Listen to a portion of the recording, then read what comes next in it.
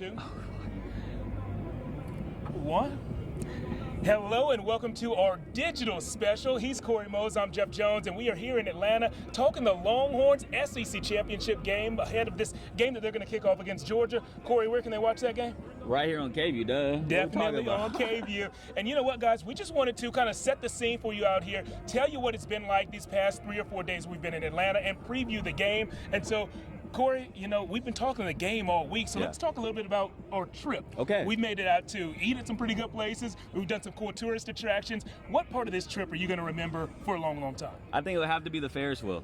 That was my first time ever on a Ferris wheel. I'm not gonna lie to you. You know, next time, bring a little shoddy next time up here.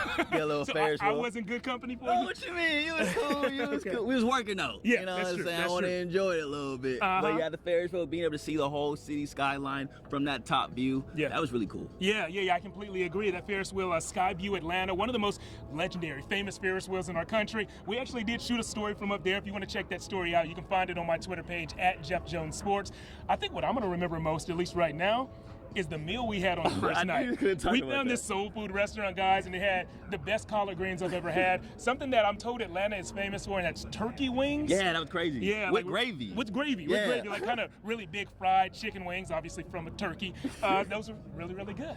One of the things we talked about on Skyview in that story that we did post online and aired here on KVUE yesterday was kind of a top-down look at Texas. And we talked about Trey Weisner, the UT running back, Quintravian Weisner, the UT running back who's really come on of late. What impresses you most about Trey's game?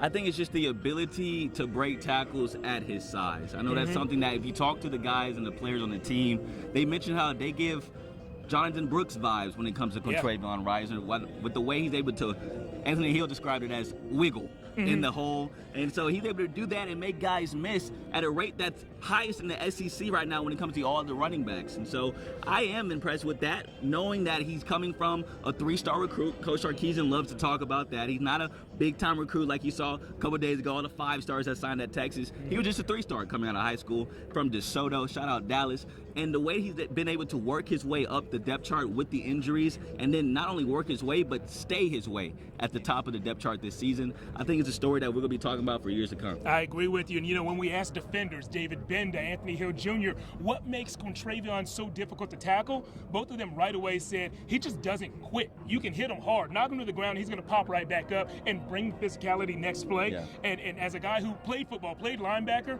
when you're playing against a physical running back who will run through your face every single down for all 4 quarters, it's okay to bring it in the first half, but in the second half when you're beat up, you're bruised, it gets a little harder to tackle those guys. And Jeff, I think we've seen that throughout the last couple of weeks, right? Have you gone against Arkansas, when you go against a team like Kentucky, late in the game, especially Kentucky, that 15-play drive, all they did was run the football. And so as the game continues to move on, I'm excited to see if that happens against Georgia here today.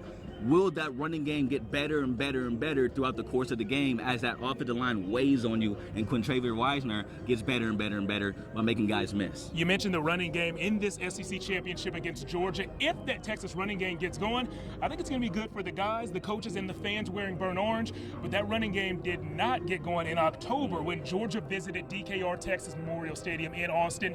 The Longhorns ended that game with only 29 yards rushing. That's the fewest they've rushed for in the past 7 seasons. So obviously not a good day on the ground. This game they could go without starting left tackle Kelvin Banks Jr., who went down with an ankle injury against Texas A&M. Trevor Gooseby, one of the young players on the team, stepped up and looked pretty good against A&M. If Banks is not able to go today, do you think Gooseby's ready to deliver a similar performance to what we saw last week? I hope he is. I know the whole Texas team is as well. I think going into a hostile environment in College Station last week was the best thing that he could have done preparing for this SEC championship, because we all know this is going to be rocking here behind us in a couple of hours, especially with all these Georgia fans here behind us tailgating. They're going to be inside as well. But being able to play at that level against Texas A&M last week, I think that provided confidence for Trevor, a young sophomore who's been able to come into that spot. If you talk to Jake Majors, if you talk to DJ Campbell, and I also talked to Hayden Connor about getting into that role for Trevor Gooseby in that moment, it felt like nothing really changed. Nothing really, there was no shambles, I guess you could say. No missed assignments at all for Trevor Gooseby. And he actually was rated the highest offensive lineman that week in the SEC. Oh, wow. And the 7th highest in the nation that week when it comes to his blocking grade, according to PFF. And so, yes, Trevor Gooseby was able to come into that situation, do very well, and so I think he will be ready for the SEC championship here today. You know who else is going to be ready? Who? These Georgia fans. They've been out here for a while now. Right now, it's about 11:20 local time. Kickoff isn't until 4, and when we set our live shot up around 10 o'clock, they were already out here. Let's see if we can get a shot of those fans down there. I'm sure you guys cannot hear the music right now, but as expected, we've heard a lot of Atlanta artists. We've heard Outkast, T.I., My boy Ludacris. T.I., bro. And we did hear some Big X the Plug. Texas We actually played. did. Yeah. Just one song, though. Just one, one song. But the fans have been out here having fun. A lot of red and black. Haven't seen much burnt orange yet, but you know, this is not a home game for Texas. The Texas fans in their hotel, kind of in a fan fest, gearing up for the game. But out here tailgating, you see a lot of Georgia fans early on. I'm sure not a lot of cars either out here for Texas fans. They had to fly over here. I know that 13-hour drive wasn't on the top of their to-do list. I feel like getting plane tickets was at the top of their to-do list. You know, Enterprise could have hooked them up, right? Yeah, that's true. Enterprise. That's true. But you know what they say? Uber everywhere. You know that's true. That's a good point. That is a good point. So yeah, these Georgia fans are out here. This game played here in Atlanta, only 70 miles from Athens, from Georgia's campus. It is 930 miles from the University of Texas there in Austin. So it will definitely feel like a true road game for Texas. They're going to be Georgia fans packed in there. We will see some Texas fans, but the Georgia fans are going to outnumber them. If I had to predict based on what we've seen walking around town, it seems like maybe 75, 25. I was going to say Georgia. that exactly. Man, you reading my mind, bro. How about that? We've always been in sync, Right, that's like crazy. Justin Timberlake and those guys, right?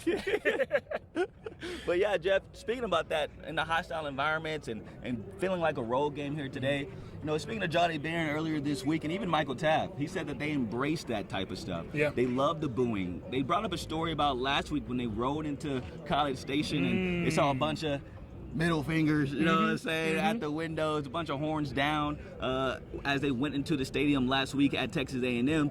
And Michael Taft said that got him riled up.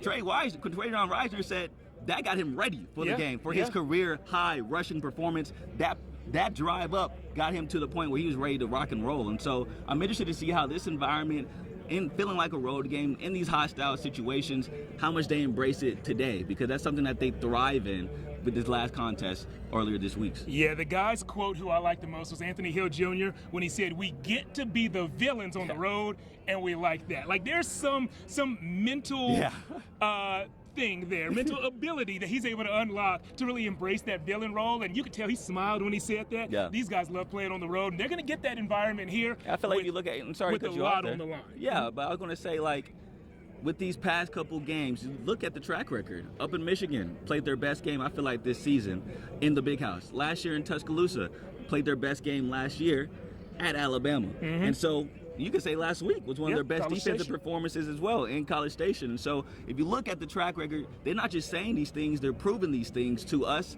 as media members and to the fans out there that they love these hostile environments. Up in Arkansas is another example. I mean, there's so many examples to playing on the road, how they played well, and at home, last time against Georgia, they didn't play that great. And so I do think they embrace these moments, and I can't wait to see what happens in Mercedes-Benz today. You mentioned the proof that we're seeing. Who's a player on the field that you need to see prove it tonight? Who do you think is going to be the breakout player who's really going to show up big and maybe help Texas win an SEC championship? Well, I know we talked about this in our special just now on KVUE, but Isaiah Bond, I think he's the hometown kid. He's able to come back home and prove to all his friends and family back at his old high school in Buford that I'm still that guy. I know that's something that he hasn't been able to prove the last couple of weeks. It's been a Matthew Golden show, right? True. It's been a DeAndre Moore show. Ever since Isaiah Bond's injury, the ankle injury, I feel like there's been a little bit of a difference with his speed, and he hasn't been able to create separation like we've seen earlier in the year. But is he enough? Is he healthy enough to be able to make big splash plays? Because we all know Texas will need that against Georgia, those explosive that they always look out for down the field. Yeah, I like that pick a lot. I do think that we haven't seen the last big Isaiah Bond game of the season. And so we could have another one today. It could come in the playoffs. But he told me, I recently Zoomed with him, and he told me that he loves big games. Like, he loves playing football, but the big games when the lights are shining brightest is when he plays his best. So I asked him, are you excited to play at home? He is from downtown Atlanta, played his high school ball just in the Atlanta area. He said, more than playing at home, I'm excited that it's a big game. Yeah. Every game from here on out, the lights will be bright, and he said he'll show up big. Speaking about those lights, though, tell the viewers about what you learned, what Isaiah Bond told you about being a receiver in these type of stadiums. Yeah, I'm glad you brought that up.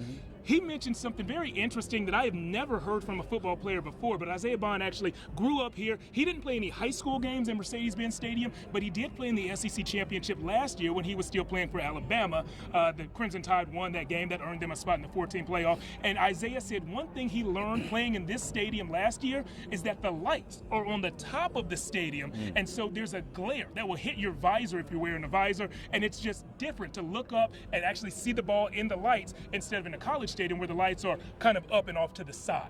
So he's told all the receivers, if you're thinking about wearing a visor, or if you usually wear a visor, pull it off. This is not the game for that. The glare will be distracting, and the lights will be different. That's something that we never think about. Right.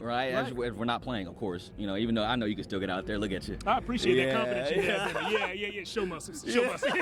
But that's something that we don't really think about. And so I'm curious to know with these deep balls, because everyone talks about Quinn Ewers throwing the ball downfield. How are these receivers like a DeAndre Moore, who's been able to get 20-plus yards per catch, how is he able to track the ball in these type of environments, in this type of stadium? Isaiah Bond's another example. Of course, they need these explosives to hit to be able to beat a team like Georgia. They can't just dink and dunk their whole way to a victory here today. And so that is something I'm going to be looking out for when it comes to this matchup. Yeah, every single play matters, especially those deep shots, and every single point will matter today. I think this is going to be a pretty close game and not a very high-scoring game. So I think that one player to watch out for is going to be UT kicker Bert Auburn. I think anytime that Texas makes it on the Georgia side of the field, we've seen Sark kind of go for it on fourth down in field goal territory before. I think today there's going to be a premium on points, and so those fourth down attempts might take a little dip, and we might see Bert Auburn's field goal kicking leg be of a little more importance in this game than it's been earlier in the season.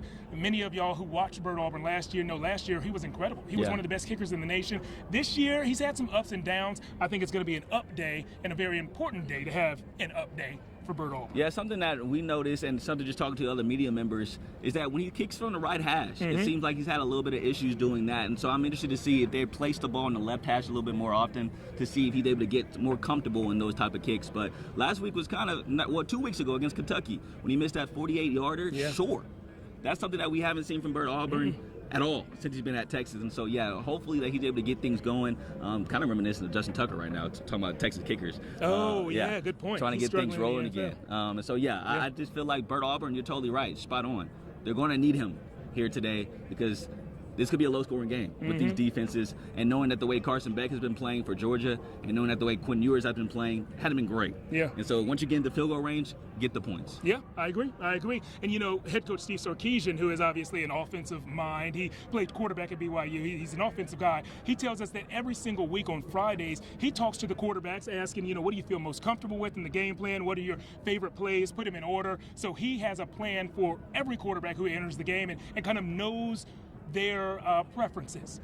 I'm curious if special teams coordinator Jeff Banks has similar conversations with the specialists, with Bert Auburn. If he asks, if it comes down to a game-winning kick, do you want it on the left hash, right hash, or in the middle? I'm sure those are conversations that take place, but next time we have a chance to talk to Coach Banks, I'm going to ask him particularly about those conversations. That's a smart piece, and that's a smart thought. I appreciate you. I'm proud of you, Jeff. Let's share some more smart information. Well, I'll give you one right now. Okay, what you got? When it comes to Georgia, something to look out for Texas fans, Trevor Etienne. He's questionable right now to play. That's going to be a big loss if Georgia doesn't have their star running back, because remember last time Georgia played Texas, Trevor Etienne had 3 touchdowns.